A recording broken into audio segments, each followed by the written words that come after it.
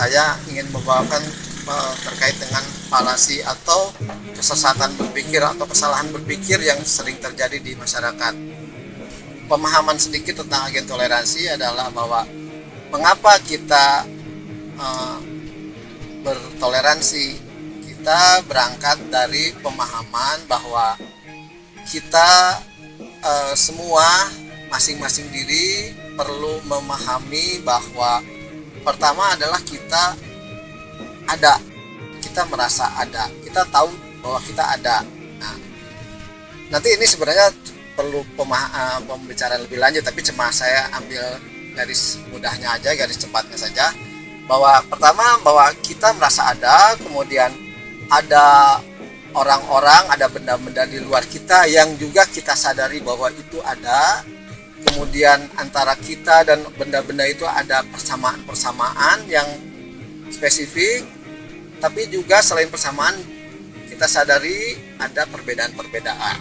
Dan di antara persamaan dan perbedaan itu maka kita harus menilai, kemudian bersikap dan melakukan sesuatu. Dan menilai, bersikap dan melakukan sesuatu itu ada hal-hal yang nantinya sinergi atau sejalan, ada yang tidak. Dan dari hal itu maka ada nantinya proses-proses yang bisa dikategorikan sebagai toleran dan dikategorikan sebagai intoleran. Nah, oleh sebab itu untuk memahami itu kita juga harus memahami keberadaan tadi ya. Pertama keberadaan kita, keberadaan benda-benda atau makhluk-makhluk di luar kita, ada persamaan, ada perbedaan, kemudian ada relasi-relasi, bahwa di antara itu semua ada relasi. Nah, kenapa kita membawa istilahnya sadar ada dan tidak ada? Karena bisa saja orang memahami dirinya ada, tapi memahami orang lain di luar itu tidak ada, atau hanya ilusi semata atau semacam imajinasi semata. Bisa ada itu seperti itu. Nanti kalau terkait dengan hal-hal seperti ini ada pengetahuan khusus lah ya. Ini sebenarnya secara filosofis itu bisa dibicarakan bahwa ada tidak ada, sesuatu yang imajiner gitu ya, atau sesuatu yang di luar akal, di luar panca indera, itu ada pelajaran tersendiri. Tapi itu yang paling dasar adalah kita ada, orang lain ada perbedaan, ada persamaan, ada relasi, dan itulah nanti akan timbul sebuah penilaian yang nantinya bisa dikategorikan sebagai toleran dan intoleran. Kata toleran itu sendiri nanti berkaitan dengan bahwa apa yang dilakukan dengan relasi-relasi atau penilaian-penilaian terhadap yang lain itu harus berdasarkan sesuai dengan posisi dan relasi yang benar gitu ya, relasi yang benar. Intoleran adalah melakukan sesuatu relasi yang tidak benar. Nah, penilaian seperti ini baru bisa diketahui di mana bahwa kita mengetahui bahwa hal ini benar atau tidak benar. Nah, tadi seperti saya bilang, kita kembali lagi ke dasar utamanya adalah kita menggunakan akal sehat dan berpikir dengan benar, menggunakan logika yang benar. Nah, dalam materi yang sekarang saya ingin share dan ingin nanti bisa didiskusikan, saya akan membawakan tentang falasi.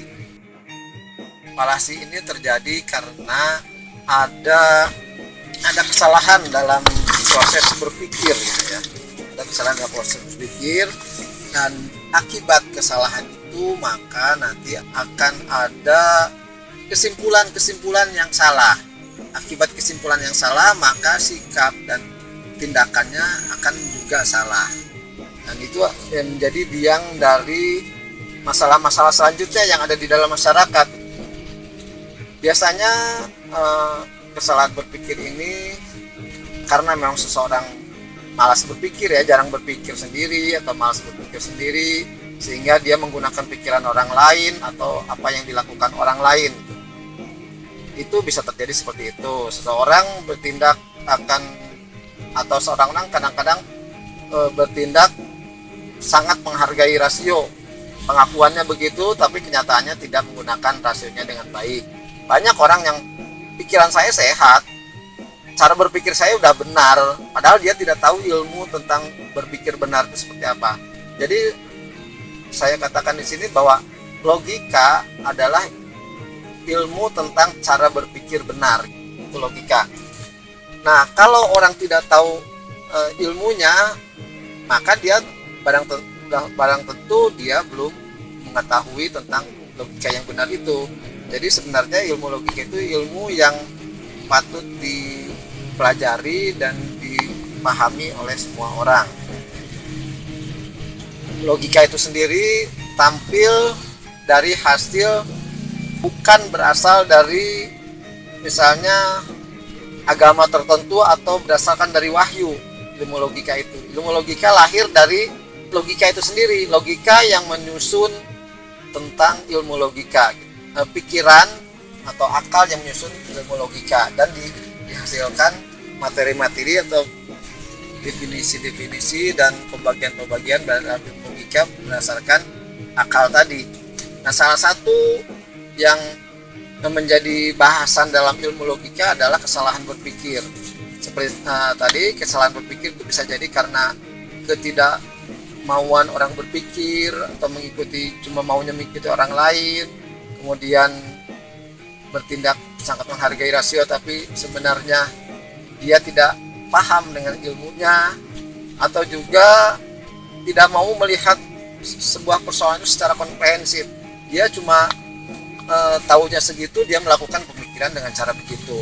Tahunya dia dengan sudut pandang tertentu, ya dia melakukan bicaraan atau pemikiran dengan sudut pandang tertentu itu atau pendekatan tertentu. Jadi tidak mau berpikir komprehensif. Itu adalah hal-hal yang bisa menyebabkan orang menjadi berpikirnya salah. Klasifikasi kesesatan berpikir bisa karena tidak konsisten, ya. Kesesatan karena tidak konsisten. Pernyataan yang satu dengan pernyataan yang lain dilakukan tidak konsisten. Asalnya menyatakan ini, selanjutnya apa, kadang-kadang terkait dengan kesetaraan apa yang dibicarakan atau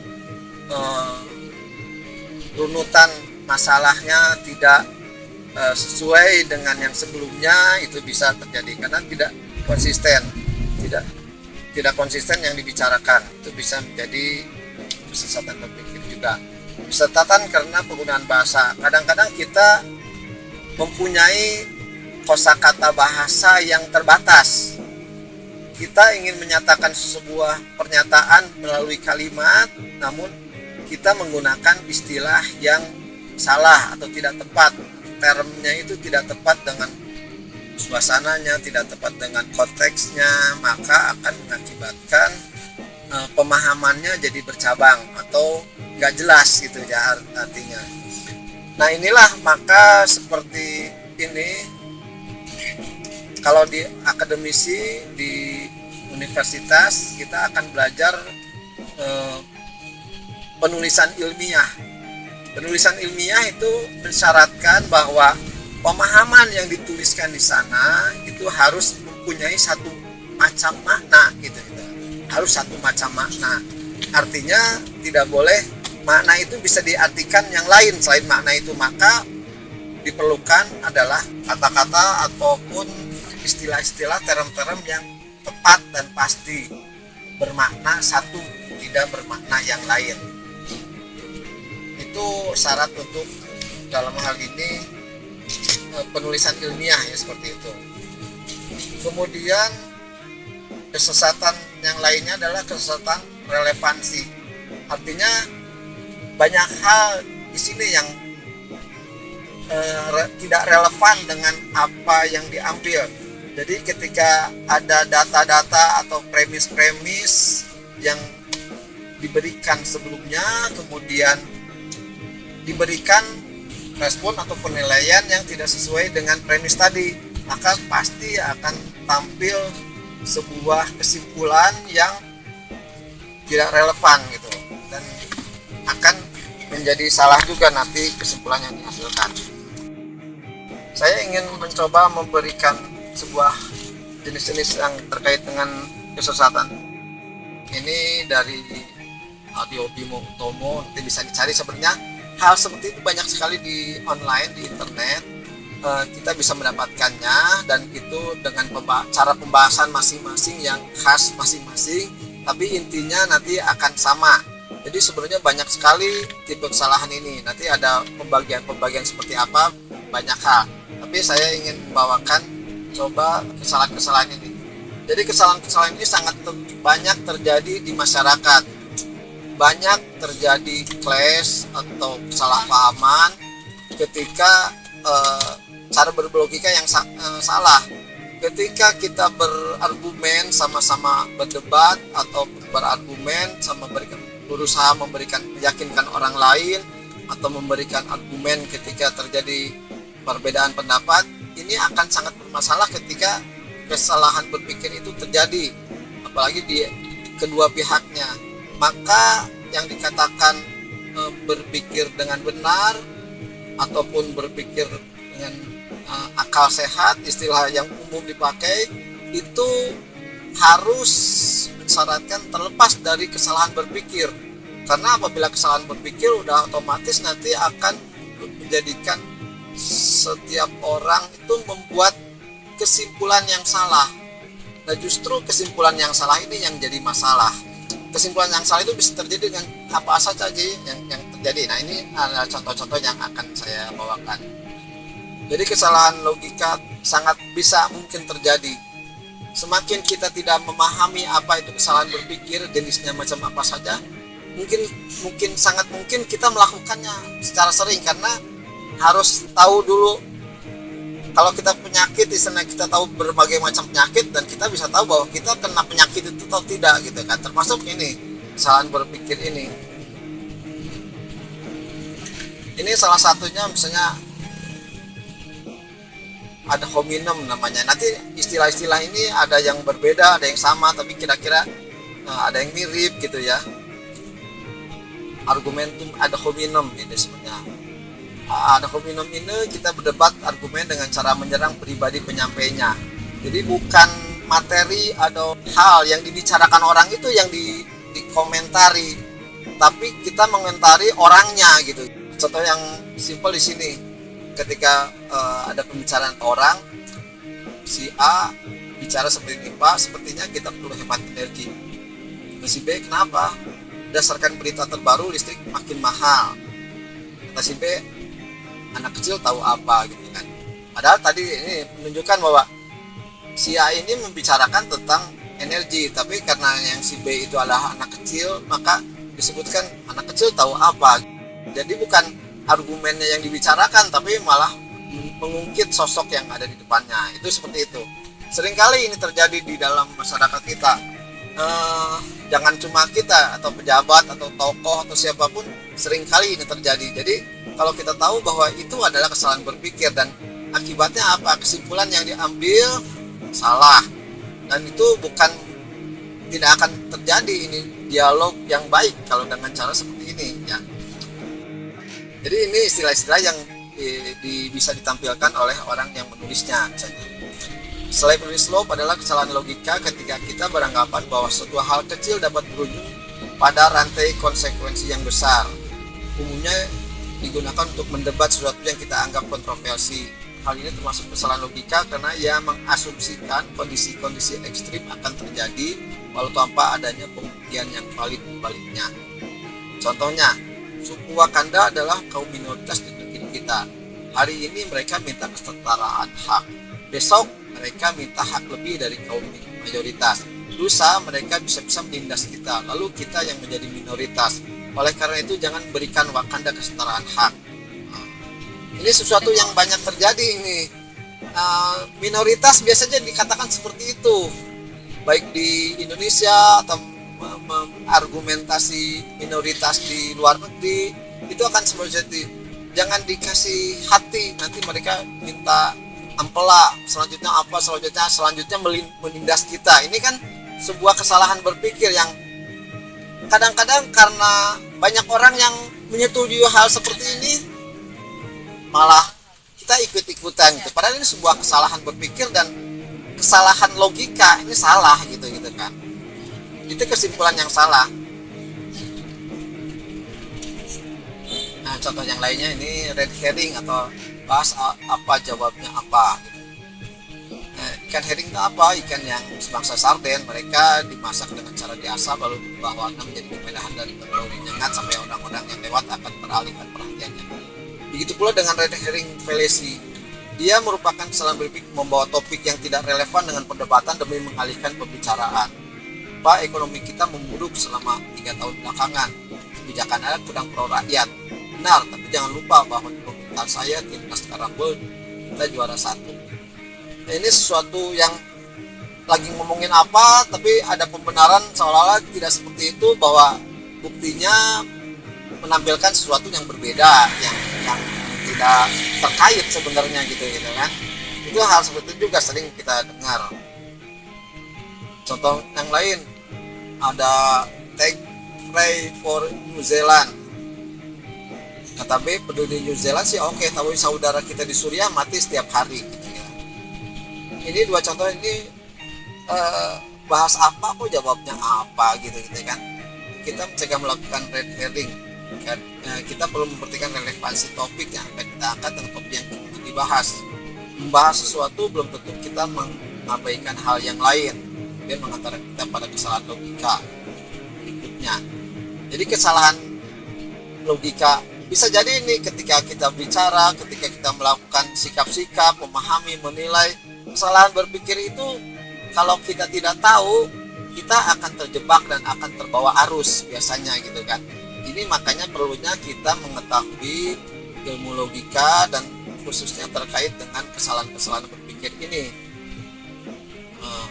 sehingga kita nanti akan tercegah dari melakukan sikap dan tindakan yang salah, yang merugikan orang lain, juga merugikan diri kita sendiri gitu. Ada contoh yang lain adalah terkait dengan menghitam putihan, hitam putih istilahnya, melihat sesuatu itu sebagai dikotomi A atau B, C atau D, padahal warna itu adalah bergradasi, banyak sekali kemungkinan lain, tapi kadang-kadang orang melakukan suatu hal yang melihat secara dikotomi saja. Cuma ada 2 hal yang dia yakini gitu. Kamu tidak suka komunisme, kamu pasti kapitalis. Dia cuma ada tahu komunisme dan kapitalis, padahal bukan cuma itu hal yang di dunia ini banyak isme itu gitu ya. Tapi karena dia mendikotomikan, kalau bukan komunisme berarti kapitalis, atau kalau bukan kapitalis berarti komunisme, padahal ragamnya banyak sekali. Dia tidak belajar malam itu, pasti dia keluyuran. Yang dia tahu seseorang tuh belajar atau keluyuran gitu, padahal kemungkinan yang lain juga banyak gitu kan. Hanya teroris yang tidak mau setuju dengan kami gitu kan. Sering kita mendapatkan seperti itu. Kami tidak melakukan itu, berarti kalau tidak melakukan itu berarti bukan kami gitu, seperti itu. Lebih baik nikah diri daripada zina ini. Orang itu mengkritik Jokowi, pasti dia pendukung Prabowo, kan belum tentu hal seperti itu gitu kan. Banyak kemungkinan yang lainnya. Jadi cuma A atau B, hitam putih namanya gitu. Kalau nggak begini ya begitu gitu kan. Ini sebenarnya bisa dilihat banyak contohnya. Hal-hal yang terjadi itu kalau kita tidak memahaminya, kita tidak pernah tahu bahwa kita benar atau kita salah. Ini satu lagi deh saya ingin tampilkan mengenai strawman atau memelintir omongan. Strawman itu bayangkan bermusuhan orang lain, dia membuat boneka jerami, nanti boneka jerami itu akan kita acak-acak, dianggap musuh kita, kemudian kita acak-acak kita sendiri sampai hancur. Ini lebih parah daripada ad hominem atau nitu kuku gitu ya. Jadi argumen kita disalahpahami paham, kemudian dibalikan kepada kita sebagai kita yang bersalah. Contohnya ini di pengadilan misalnya, pengadilan tak bisa sebenang-benang memutus hukuman, bukti dan hak dan saksi harus disiapkan selengkap mungkin untuk menghindari kecacatan hukum. Ini sebuah kalimat yang benar, yang baik gitu yang si A ini. Tapi si B mengatakan, jadi kamu membela pelaku, saya tidak habis pikir kamu masih menolak pelaku dihukum. Padahal nggak ada hubungannya dengan itu, tapi dia merupakan serangan, memelintir kata-kata yang pertama tadi, loh yang membela pelaku siapa? Kamu, pengadilan kok mau dilemahkan demi mendukung penjahat. Nah itu kan pemelintiran kata-kata dari yang pertama. Nah ini bahaya yang seperti ini gitu ya. Inilah yang salah satu atau beberapa hal contoh. Ini banyak, kalau di sini kan ada 15 macam ini jenis falasi atau kesalahan berpikir. Banyak yang spesifik, tapi kesalahan berpikir itu banyak gitu ya. Dan kita sebaiknya tahu sehingga kita tidak terjebak pada kesalahan merugikan diri sendiri, merugikan orang lain, juga tidak melakukan intoleransi yang memang juga merugikan diri sendiri dan merugikan orang lain. Itu barangkali. Toleransi ini saya sebenarnya masih bingung untuk menanggapi intoleransi yang ada di sekitar saya, Pak. Iya. Jadi saya tuh pernah mengalami juga, tapi dibedakan gitu, Pak. Karena saya berbeda dari yang lain. Dan saya masih bingung gimana ya cara menanggapi intoleransi ini. Kan kadang-kadang kalau misalkan dari pengalaman saya sendiri, setelah mendapatkan intoleransi, saya tuh jadi berpikir negatif gitu terhadap orang itu, atau malah tidak enak gitu loh, Pak. Tidak enak. Iya. Bagaimana ya saya untuk menanggapinya? Begini ya, jadi toleran itu biasanya karena orang tidak mau mengakui bahwa ada yang berbeda dengan mereka. Orang lain itu harus sama dengan mereka. Kalau mereka atau seseorang merasa pilihannya A dan pilihan itu benar menurut dia, pilihan itu bagus menurut dia, orang yang intoleran akan menginginkan atau bahkan memaksakan bahwa orang lain juga harus sama dengan dia gitu. Itu kan kadang seperti itu. Dia misalnya pilihan politiknya A dan menurut dia politik dia itu adalah benar, paling baik. Pilihan politik selain itu nggak benar, nggak baik, maka dia akan menginginkan orang lain di sekitarnya sesuai dengan keinginan dia atau pilihan politik dia. Orang yang tidak sesuai dengan pilihan politik dia misalnya akan memusuhinya, tidak menyukainya, atau akan melakukan diskriminasi terhadapnya. Itu kan biasanya yang sangat biasa terjadi. Jadi prinsipnya biasanya orang tidak boleh beda dengan dia. Nah, kita kalau menghadapi hal yang seperti itu, tentu saja pemahaman orang itu kan udah jelas salah, bahwa orang itu mempunyai hak yang sama. Ketika dia mempunyai hak untuk memilih, kan orang lain juga mempunyai hak untuk memilih gitu kan. Kenapa pilihan itu harus sama gitu? Pilihan padahal ada bermacam-macam, kan pilihan boleh beda gitu. Kenapa harus sama gitu kan? Kalau Anda berhak memilih, ya saya juga berhak memilih, kan begitu. Sama ini kaitannya dengan agama, nanti kaitannya dengan bukan cuma pilihan politik ya, pilihan agama atau pilihan mazhab, pilihan banyaklah hal yang kecil-kecil. Pilihan itu seperti tadi ada kesalahan berpikir dikotomi. Kalau nggak A berarti B, kalau nggak B berarti A gitu kan. Kan tidak seperti itu. Warnanya itu banyak sebenarnya.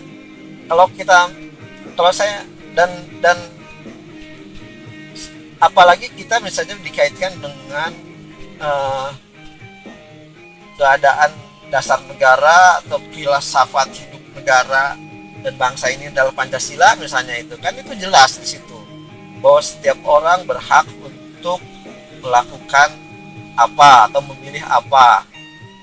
kan tidak bisa kita memaksakan satu kelompok saja sebagai pemilik dari pendapat atau pilihan sepihak gitu, bahwa semua orang punya hak yang sama. Sering juga kita pahami terjadi misalnya tentang pendirian rumah ibadah misalnya gitu kan, kadang terjadi diskriminasi gitu ya. Ada aturan yang jelas, kadang-kadang dilintir sedemikian rupa dengan pemaksaan yang menggunakan massa, dengan jargon-jargon atau bahkan dengan pendapat-pendapat yang dipaksakan dari kelompok tertentu kepada kelompok lain, itu juga sering terjadi. Artinya kita bisa melihat bahwa di sini terjadi pengakuan yang tidak seimbang atau semestinya, bahwa orang dia berhak menentukan sesuatu dan orang lain tidak berhak. Inilah salah satu sifat memang adanya intoleransi, bahwa ada hal-hal yang kadang orang lain tidak paham kita ya, barangkali orang lain tidak paham kita atau memahami kita dengan cara berpikir sendiri mereka yang salah atau sempit, jadi tidak sesuai dengan apa adanya kita, realitas kita, bahwa kenyataannya kita begini, tapi dipahami oleh pihak di seberang kita itu adalah salah.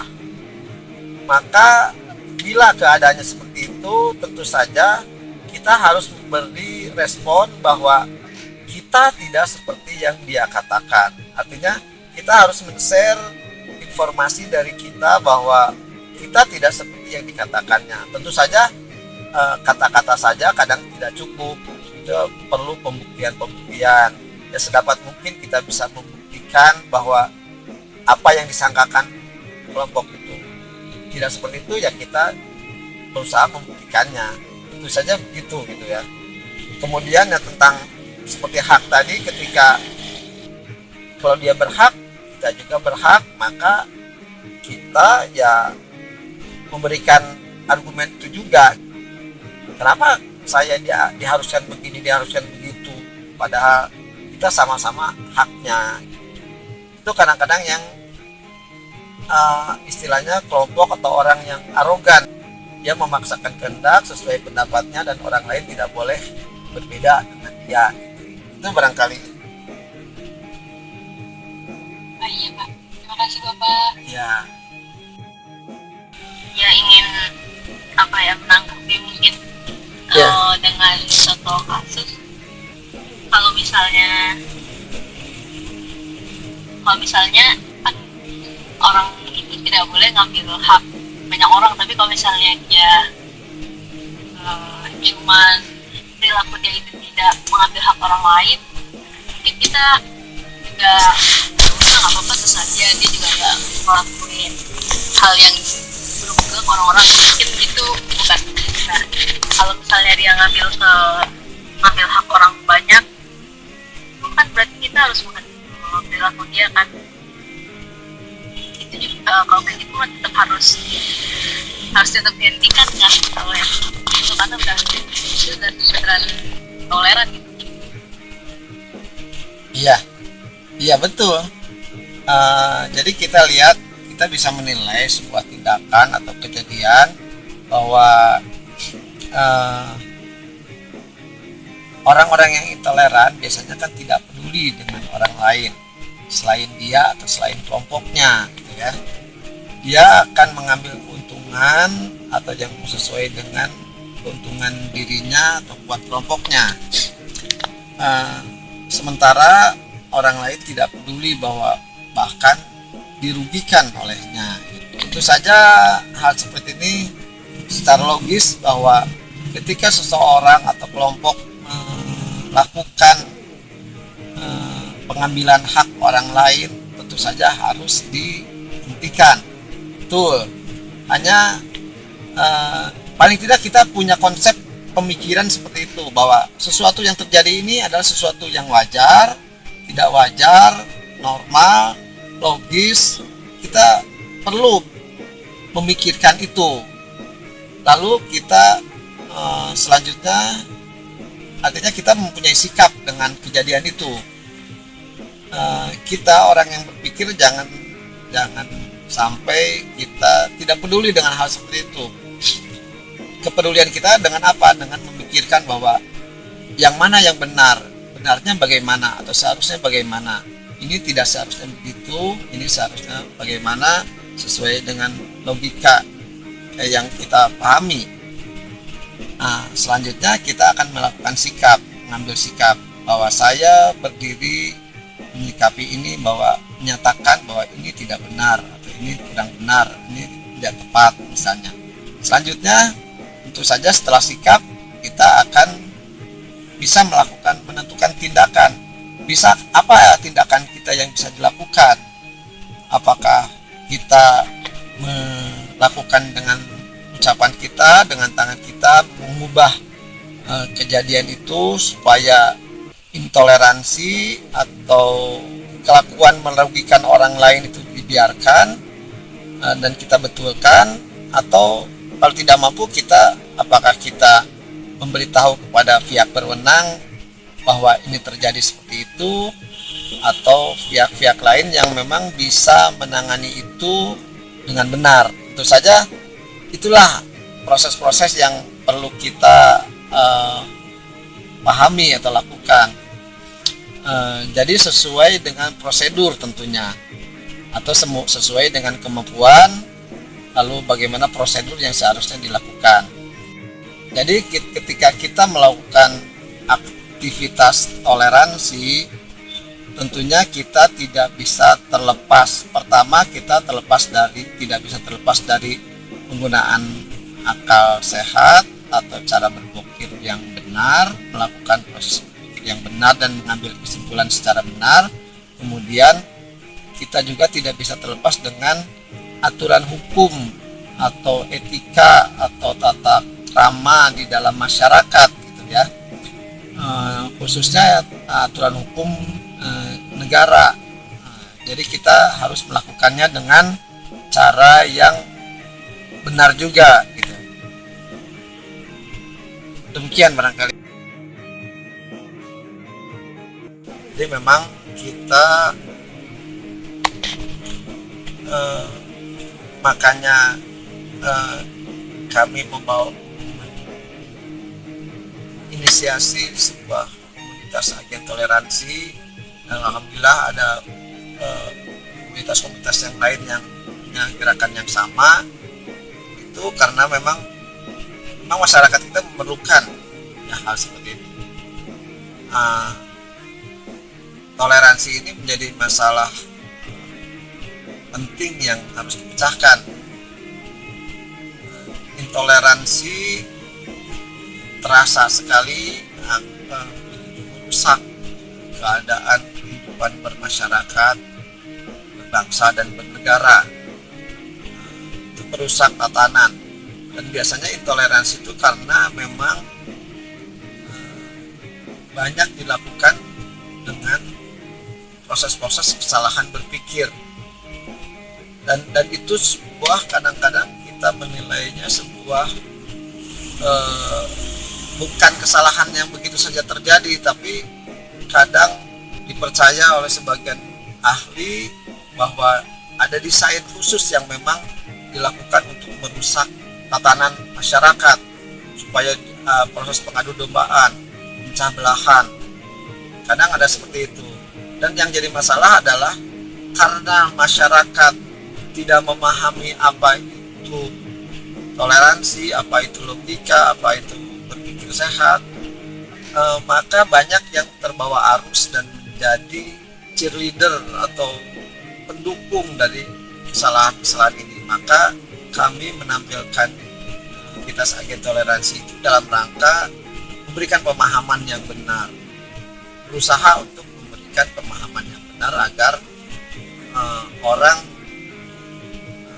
sebaiknya dan seharusnya berbuat bagaimana itu. Terus